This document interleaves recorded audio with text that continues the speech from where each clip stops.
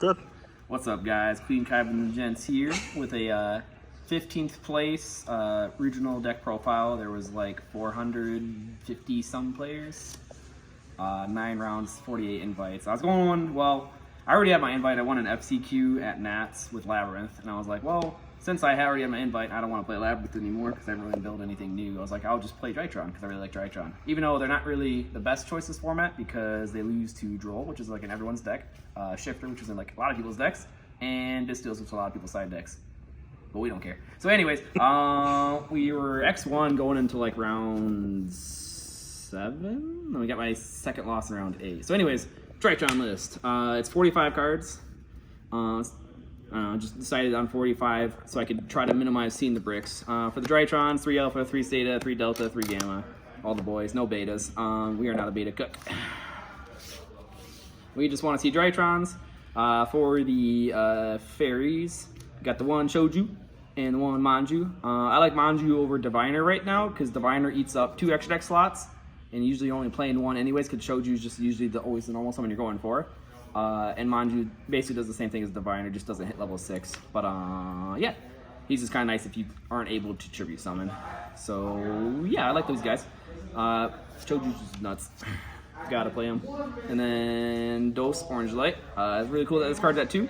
It's probably going to 3 next list, and I might up it to 3 when it does, but we'll see. It can also cause your bricks, so it's a gamble sometimes. But it's also the only way you can counter cards like Droll and Shifter. So Kurikar.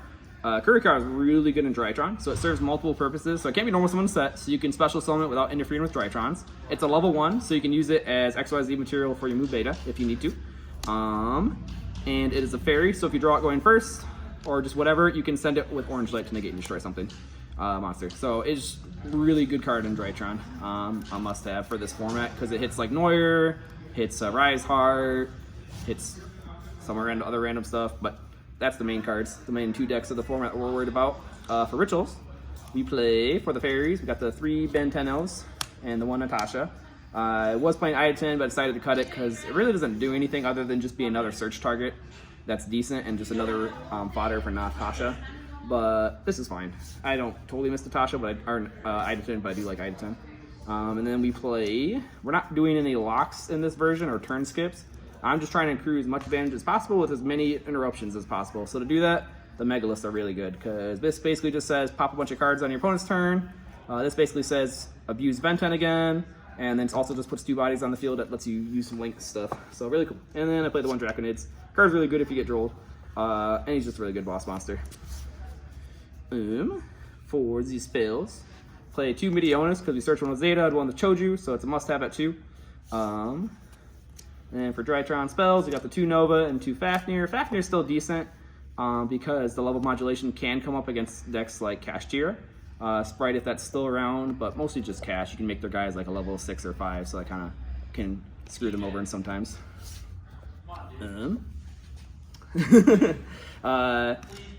For consistency, got 3 Cyber Emergency.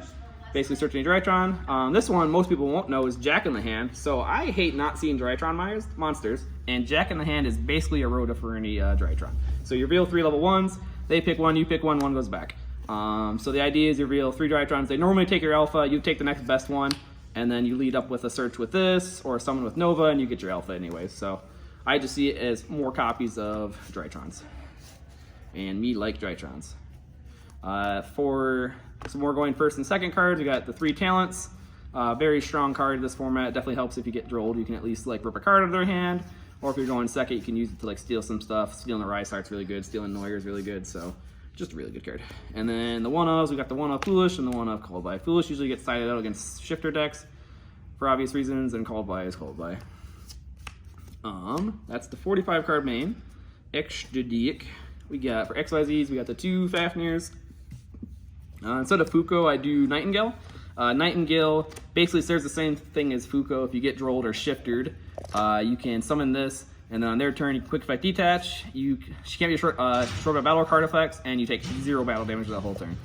And she can attack directly, which is why I like her more than Fuko's, because you can attack directly. So if they have like big bodies and you want to make Zeus, but they're all on attack edition, you can go for this, swing directly, and then get down to Zeus. Beatrice, for if you only put one Drytron on a Ben 10, then you can basically use Beatrice to dump the Gamma and then get to the normal place. Downerd and Double Zeus. Double Zeus is really just because of freaking Cash Tier. They freaking always hit my Unicorn, always hit my one Zeus. And honestly, I don't think Sprite isn't relevant anymore. So this was a Link Grebo, or Link Grebo. Yeah, Link Grebo. But yeah, I don't think Iblis is that relevant anymore, so I just went for second Zeus. For the links, I got the one Link Grebo. I like him more than Anima because he points down. You can do Nightmares Phoenix with him to draw one. That's kind of cute. It's good against back row decks. Link 2s, Herald of Pure Light, and IP. These are usually part of my end board. Is I make these two and Fool, and that's my end board with like 2 orange lights and like 3 other fairies in hand. So I can like have like a Spell and Trap negate, Interruption here into Goddess, or to like Unicorn, or Appaloosa, and then Fool to pop a bunch of cards, and then if they somehow like break this or play through, I still have double orange they're playing through, and then I still always have guaranteed follow-up, which is why I just like this version more than the Magician of Chaos lock. Always have follow-up. Nightmares for breaking boards. We got the Phoenix and Unicorn, good boys. Also really good with Natasha for just linking up and stealing their monsters. For Link 4s, we got Apo and Axis Code. Love these cards, very strong, very good at what they do. Sometimes when you're going in and you can sniff out the nib and they're just holding it, you make an Appaloosa and they don't expect it. And then the Underworld Goddess. This card's really needed for the format because of Moyer and other random crap, and also just making IP into Goddess is also just really cool. That's extra deck. Side deck for going second against combo decks like Mana Dome, for Cash Tier because Rise Heart's annoying. Mostly those and some other random decks. We have Dark Ruler. For back row, we have 3 Cosmic and the Feather Duster. And then for both, we have Evenly. All good forward breaking cards. And then we play 3 Thrust. Thrust is really cool with this deck. Basically just gets you to any of these cards or talents or any Drytron spell you need if you're going second. And then for traps for going first, this I have options. I have either D-Bear or Daruma Cannon. Thanks for Trevor for letting me borrow this. Never used it once.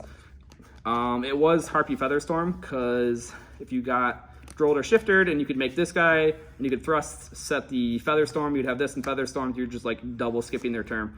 But I found that sometimes if I draw away to this or just draw the Featherstorm and I can't make this guy, the Featherstorm just wasn't doing anything. So I was like, might as well just have a card that's just good this format in general. And so if I draw it and not be able to thrust off of it, it could still just an interruption and can buy me a turn. Yeah, and that's the rest of the side deck. That's the main deck. Got 15th place. X2 losses were 2. Flew under ease because I misread the counter trap and he kind of didn't also like know how it worked exactly. So that caused me to lose there, and then game 3 just got Featherstormed. Lost against Cashier in round 7 because I basically just played in the Birth Effect to banish my Bentons from my grave. And I just needed to, he missed the first trigger on it, and I had the opportunity to just like Natasha start stealing his stuff and kill him that turn, and that would have been game for game 3. But my dumb self just like, oh, let's add back the Ritual spell, and played into the Birth again, and then just lost there. Yep, and then, yeah, won out the last round. Yeah, last round, and then, yeah, okay, so X2, not bad, 450 people. I was hoping for a top 8, but I mean, when you play a deck like Drytron in this kind of format, what can you expect? But a lot of people were impressed to see me at the top tables playing this deck, and gave me a lot of kudos, and I just kept joking to my friends I wasn't getting hit by Droll or Shifter or anything like that. I definitely was. It hurt. But you just make the Lila skip their turn, or yeah, basically survive their turn, I should say, and then come back and kill them, or at least play the game. Thanks for checking out the profile. Clean Comment the Gents. Peace and out.